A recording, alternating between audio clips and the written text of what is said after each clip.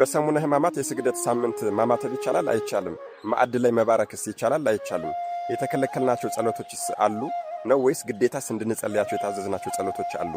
መልክዓ መልካት፣ ድርሳናት፣ ገድላትን መድገም ይቻላል አይቻልም? ውዳሴ ማርያም ይከለከላል አይከለከልም? በሰሙነ ሕማማት እንዴት እንጹም? እንዴት እንጸልይ? እንዴትስ እንስገድ? በሰሙነ ሕማማት ምን ያህል ስግደት ነው በቀን መስገድ መቻል ያለብን? የማይሰገድባቸው የግዝት በዓላት ሲመጡስ በሰሙነ ሕማማት ይሰገድባቸዋል? ማለትም ቅዱስ ሚካኤል፣ እመቤታችን፣ ባለ እግዚአብሔር ሲመጡ ይሰገድባቸዋል አይሰገድባቸውም? ጸበልስ መጠመቅ ይቻላል አይቻልም? ሰላምታስ መሰጣጠት ይቻላል አይቻልም? እንዲሁ በአጠቃላይ በሰሙነ ሕማማት የስግደት ሳምንት እንድንፈጽማቸው የታዘዝናቸው ግዴታ ትእዛዞች የትኞቹ ናቸው? ወገኖቼ እነዚህንና ሌሎቹንም አጠር አድርገን እናያቸዋለን። ትናንትና ይህንን ቪዲዮ ሰርቸው ነበረ። ድጋሜ ዛሬ እንደገና ሰርች እየለቀኩት ነው። ትናንትና እንግዲህ ኮሚኒቲ ጋይድላይን ብለው ድምፁን አስጠፍተውታል። ቪዲዮንም ሊያስጠፉት ይችላሉ። እንግዲህ በድጋሜ ይህን ቪዲዮ ሰርቸዋለሁ ማለት ነው። አደራ፣ እጅግ በጣም ጠቃሚ ቪዲዮ ነው። በሚቻላችሁ መጠን እንደ ትናንትናው ሪፖርት እንዳይበዛበት ኮፒ ሊንክ እያደረጋችሁ እስከ መጨረሻ ድረስ ተከታተሉት። ለቤቱ አዲስ የሆናችሁን ፎሎ ማድረግ እንዳይረሳ። ምክንያቱም የሰሙነ ሕማማትን የስግደት ሳምንትን በተመለከተ እጅግ በጣም ብዙ ጠቃሚ ቪዲዮዎችን እለቃለሁ፣ እንዳያመልጧችሁ። ቤቱን ፎሎ ማድረግ እንዳይረሳ። እሺ፣ ማማተብ ይቻላል። ማማተብ አልተከለከልንም። ምክንያቱም አንድ ሰው ካላማተበ የዲያብሎስን ያጋንንትን ፈተና ድል መንሳት ስለማይችል ነው። አዎ፣ አንድ ሰው ደግሞ ማዕድ በቀረበ ሰዓት በግሉ ጸሎት አድርጎ ማዕዱ ላይ መባረክና መብላት ይችላል። ምክንያቱም ማዕዱ ላይ መርዝ ቢጨመርበት እንኳን መርዙን ማክሸፍ የምንችለው ስናማትብበት ብቻ ነው። ስለዚህ በግል ጸሎት እንዳናማትብ አልተከለከልንም። በማዕድ ላይም እንዳንባርክና ጸሎት እንዳናደርግ አልተከለከልንም። ጸሎትን በተመለከተ የተከለከልነው ጸሎት የለም። አዎ፣ መልክዓ መልኮች፣ ድርሳናት፣ ገድላት ተከልክለዋል የሚሉ ሰዎች አሉ። እነሱ ግን ፈጽሞ ስህተት ናቸው። የተከለከለ ጸሎት የለም። የሃይማኖት ጸሎትን በተመለከተ የዘወትር ጸሎትን በተመለከተ ከሰኞ እስከ ሐሙስ ድረስ ስለኛ ተሰቀለ፣ ሞተ፣ ተቀበረ፣ በሶስተኛው ቀን ከሙታን ተለይቶ ተነሳ የሚለው አይጸለይም። ከሰኞ እስከ ሐሙስ ድረስ ማለት ነው። አይሁዳውያን ሰኞ፣ ማክሰኞ፣ እሮብ፣ ሐሙስ መከሩ። ከሐሙስ ጀምሮ እስከ ዓርብ ድረስ ጌታችን አምላካችን መድኃኒዓለም ኢየሱስ ክርስቶስ መከራውን ተቀበለ። ዓርብ 6 ሰዓት ላይ ተሰቀለ። ከ9 ሰዓት ጀምሮ ደግሞ ሞተ፣ ተቀበረ እንላለን። አዎ፣ ለትንሣኤ ደግሞ ማለትም ቅዳሜ ለእሁድ ከሌሊቱ 6 ሰዓት በኋላ ደግሞ ተነሳ፣ በሶስተኛውም ቀን ከሙታን ተለይቶ ተነሳ እንላለን ማለት ነው። ጸሎቱ የተከለከለው የሚከለከል ሆኖ ሳይሆን ነገሩን፣ ታሪኩን ለማስታወስ ብቻ ነው። ስለዚህ የተከለከልነው ጸሎት የለም። ማንኛውንም ጸሎት እንጸልያለን ማለት ነው። ነገር ግን የሕማማቱ ነገር፣ አዎ የስግደቱ ነገር፣ ስለ ጌታችን ሕማም፣ ስቃይ፣ መከራ አንብቤ ጸልዬ ሰምቼ ጊዜ አለኝ የሚል ሰው ድርሳናትን፣ ገድላትን፣ መልካዎችን ማንበብ አይከለከልም። የታዘዙ ጸሎቶችን በተመለከተ አዎ የመጀመሪያ የታዘዝነው ጸሎት አባታችን ሆይ ወይም ደግሞ አቡነ ዘበሰማያት ነው። አዎ ከሱ ቀጥሎ እንግዲህ መዝሙረ ዳዊት፣ መኃልየ ዘሰሎሞን ድረስ አለ። ከዚያ ውጭ ደግሞ ሦስቱ ቅዱሳን ደናግል የደረሱት ቤርዜዲ፣ ሜልተዳና ኤልሳቤት የደረሱት ድርሳነ ማህያዊ አለ። ከዚያ ውጭ ለሃ ማርያም የእመቤታችን ለቅሶ አለ። ከዚያ ውጭ ደግሞ ድርሳነ ፈያታዊ ዘየማን አለ። እነዚህን ጸሎቶች እንግዲህ ካገኘናቸው መጸለይና ማንበብ እንችላለን። በእነዚህ በሕማማቶቹ በስግደቶቹ ጊዜያቶቹ ውስጥ ማለት ነው። እንግዲህ በዚህ በስግደት በሕማማት ሳምንት ፍትሐ ነገሥት እስከ ምሽቱ 1 ሰዓት ድረስ እንድንጾም እንድንጸልይና እንድንሰግድ አዝዞናል። ታዲያ ቤተ ክርስቲያን ከተከፈተበት ሰዓት ጀምሮ ቀኑን ሙሉ ተሰጠውን እየመለስን ካህናቱ ባዘዙን መሰረት የምንሰግድ ከሆነ በ5 ቀን የምንሰግደው ስግደት አጠቃላይ 6666 በጌታችን የግርፋት መጠልቅ ይሆናል ማለት ነው። አዎ በ5ቱ ቀን ከሰኞ እስከ ዓርብ የምንሰግደው ስግደት ብዛት 6666 ነው።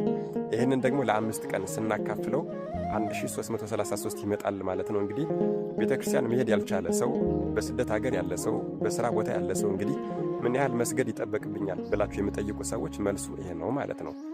1333 በቀን ከመጣ እናንተ ራሳችሁን ምን ያህል መስገድ እንዳለባችሁ ታዘጋጃላችሁ ማለት ነው። በሕማማት ጊዜ በስግደት ጊዜ ጸበል መጠመቅ ይቻላል አይቻልም? ጸበል እንዳንጠመቅ አልተከለከልንም። ጸበል መጠመቅ እንችላለን። እንግዲህ ይሄ ነገር ይሰራል ብዬ የማስበው የሚያጠምቁን ካህናት ኖረው ሳይሆን የፈለቁ ጸበሎች ላይ ወደ ገዳማት አካባቢ ለምሳሌ ምንጊዜም ቢሆን የፈለቁ ጸበሎች ስለሚፈሱ ከነሱ ላይ ሄደን መጠመቅ እንችላለን። ከተማ ላይ ያሉ የመጠመቂያ ቦታዎች ደግሞ ካህናቱ የስግደት ስርዓት ላይ ስለሚሆኑ መጠው ላያጠምቁን ስለሚችሉ ስርዓቱ እንዴት ይሆናል የሚለውን እንግዲህ ከንስሐ አባት ከቤተ ክርስቲያኑ አገልጋዮች ጋር መነጋገር ነው ማለት ነው። የግዝት በዓላትን በተመለከተ በሰሙነ ሕማማት በስግደት ሳምንት ውስጥ የግዝት በዓላት ማለትም 12 ቅዱስ ሚካኤል፣ 21 እመቤታችን፣ 29 ባለ እግዚአብሔር ቢገጥሙን እነዚህ ቀኖች ቢገኙ እንኳን እንሰግድባቸዋለን እንጂ አይከበሩም። ለምሳሌ አሁን በዚህ ሳምንት ውስጥ 29 ቀን አለ አይደል? ሮብ ቀን አካባቢ 29 ይመጣል።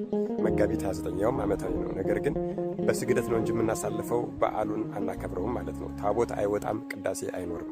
ሌላው ሰላምታን በተመለከተ ሰላምታን በተመለከተ ቅድስት የሆነችው ቤተ ክርስቲያናችን 365ቱንም ቀን ተአምሁ በበይናቲክሙ በአምሃ ቅድሳት የምትለው በተቀደሰ ሰላምታ አሰጣጥ ሰላምታ ተሰጣጡ፣ ሰላም ተባባሉ የምትለዋ ቅድስት ቤተ ክርስቲያናችን በዚህ በስግደት በሰሙነ ሕማማት ሳምንት ግን ሰላምታን ትከለክላለች። ምክንያቱም ይሄ ጊዜ የሰላምታ ጊዜ አይደለም። ይሄ ጊዜ የሐዘን ጊዜ ነው። ይሄ ጊዜ ጌታችን አምላካችን መድኃኔዓለም ኢየሱስ ክርስቶስ በሰላምታ ሰበብ በመሳም ሰበብ ተላልፎ የተሰጠበት ጊዜ ነውና ያንን ጊዜውን ለማዘከርና ለማስታወስ ነው። ሌላው በዚህ በሰሙነ ሕማማት አንድ የረሳሁት ትልቅ ነገር አለ። እርሱም የቤተ ክርስቲያናችን የሥርዓት መጽሐፍ ፍትሐ ነገሥት አንድ ያዘዘው ታላቅ ትእዛዝ አለ። እርሱም ማንኛውም ሰው በዚህ በሰሙነ ሕማማት በስግደት ሳምንት ግብረ ሕማማት የሚለውን የቤተ ክርስቲያናችን መጽሐፍ ሲነበብ በቤተ ክርስቲያን ተገኝቶ ለመስማት የ6 ወር የእግር ጎዳና ቢሆን ተጉዞ ይስማ ብሎ ፍትሐ ነገሥት የቤተ ክርስቲያናችን የሥርዓት መጽሐፍ አስቀምጧል። ግብረ ሕማማት የሚባለው የቤተ ክርስቲያናችን መጽሐፍ በዚህ በሰሙነ ሕማማት ሙሉ ቀኑና ሌሊቱን ይነበባል። ታዲያ ይህን መጽሐፍ ሲነበብ ለመስማት የ6 ወር የእግር ጎዳና ቢሆን ተጉዛችሁ ስሙ ተብሎ በፍትሐ ነገሥት ታዘዘናል። እዚህ ላይ እንግዲህ በስደት ሀገር በአረብ ሀገር ያሉ ወይም ደግሞ በስራ ጉዳይ ቤተ ክርስቲያን ሄደው ስግደቱን ስርዓቱን መከታተል የማይችሉ ሰዎች፣ መጽሐፉን መስማት የማይችሉ ሰዎች ምን ያድርጉ ሊባል ይችላል። ነገር ግን እዚህ ላይ እንግዲህ እኔ በግሌ የምሰጠው አስተያየት ምንድን ነው? ይህንን የሰሙነ ሕማማትን ስርዓቱን የስግደቱን ስርዓት የቤተ ክርስቲያኑን ስርዓት ላይቭ የሚያስተላልፉ አብያተ ክርስቲያናት ካሉ እነሱን መከታተል ያስፈልጋል። ከዚያ ውጭ ደግሞ መጽሐፍት በሚያዘዙት መሰረት መስገድና መጸለይ እችላለሁ እፈልጋለሁ የምትሉ ሰዎች ካላችሁ ገብረ ሥላሴ ብርሃኑ ያሳተሙት የመዝገበ ጸሎት የሚል መጽሐፍ አለ። እዛ መዝገበ ጸሎት የሚለው መጽሐፍ ላይ ሕማማተ መስቀል የሚልና የሰሙነ ሕማማት የስግደትና የጸሎት ስርዓት የሚል መመሪያ አለ። እሱ መዝገበ ጸሎት ወይም የጸሎት መጽሐፍ ካላችሁ እዛ ላይ ባለው መመሪያ መሰረት መጸለይና መስገድ ትችላላችሁ። መጽሐፉ የሌላችሁ ሰዎች ደግሞ እንግዲህ መዝገበ ጸሎት አፕሊኬሽኑን አውርዳችሁ እዛ ላይ የሰሙነ ሕማማት የስግደትና የጸሎት ስርዓት የሚል ስለምታገኙ በዚያ መሰረት መጸለይና መስገድ ትችላላችሁ ለጊዜው ማለት ነው። እንግዲህ ወገኖች ጠቅለል ስናደርገው በዚህ በሰሙነ ሕማማት በስግደቱ ሳምንት በእነዚህ በአምስቱ ጊዜዎች ውስጥ አደራ ብዙ ደስታን ሳናበዛ፣ ብዙ ፌሽታን ሳናበዛ፣ ብዙ ሳንበላና ሳንጠጣ ሳንጠግብ እስከ ምሽቱ 1 ሰዓት ድረስ በመጾም በደንብ በመስገድና በመጸለይ በመማለል ሐዘናችንን ከፍ አድርገን ልናሳልፈው የሚገባ የሐዘን ጊዜ ነው ማለት ነው። ይህ የሕማማት ሳምንት ትልቅ በረከትን ትልቅ ጸጋን የምናገኝበት ከአምላካችን ጋር የምንታረቅበት ጌታችን አምላካችን መድኃኔዓለም ኢየሱስ ክርስቶስን የምናስደስትበት ጊዜ ነው ማለት ነው። መከራው ከመከራ የዳንበት ሞቱ ሕይወትን ያገኘንበት ነውና የመከራ ተሳታፊዎች አድርገህናልና እናመሰግናለን የምንለው በዚህ ጊዜ ነው። ሰሙነ ሕማማትን በደንብ አድርገን በመጸለይ በመስገድና በመጾም የመከራ ተሳታፊዎች አድርገህናልና እናመሰግናለን ልንለው ይገባል። የሚያውቁትን ለማያውቁት ማሳወቅ ሁሌም እንደምናገረው በጎነት ነውና አደራ ይህንን ቪዲዮ በደንብ አድርጋችሁ ኮፒ ሊንክ በማድረግ ለሁሉም ሰው እንዲዳረስ አድርጉልኝ። ሰሙነ ሕማማትን የተመለከቱ እጅግ በጣም ብዙ ቪዲዮዎችን እንለቃለንና ለቤቱ አዲስ ሆናችሁ ቪዲዮዎቹ እንዳያመልጧችሁ ፎሎ ማድረግ እንዳይረሳ።